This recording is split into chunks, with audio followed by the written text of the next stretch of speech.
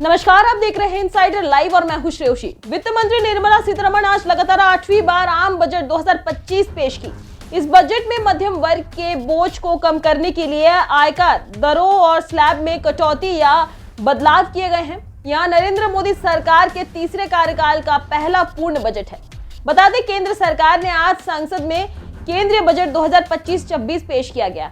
Budget में कई बड़े ऐलान किए गए, बड़े टैक्स छूट का भी ऐलान किया गया, लेकिन झारखंड के लिए कोई खास घोषणा नहीं की गई। इस पर झारखंड सरकार के वित्त मंत्री राधाकृष्ण किशोर ने नाराजगी जताई है।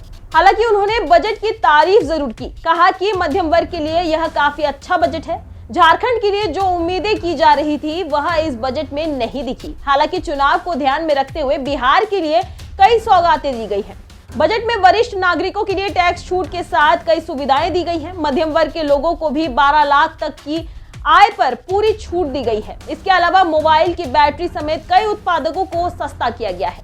इस दौरान झारखंड के वित्त मंत्री राधाकृष्ण किशोर ने केंद्र पर जमकर निशाना साधा है।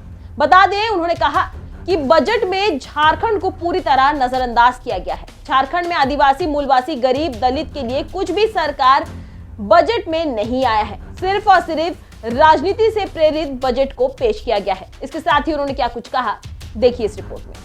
अगर आप देखेंगे तो ये निष्कर्ष पर पहुंचेंगे कि ये 12 लाख का जो स्लैब है वो कम, ये स्लैब को और आगे बढ़ाने की ज़रूरत है। कम से कम 20 लाख रुपया तो किया जाना चाहिए। बिहार को जिस प्रकार से इस बजट में मिला है, क्या लगता है कि राजनीति रोटी भी सीखी जा रही है इस पर? ये बड़ा दुर्भाग्यपूर्ण बात है।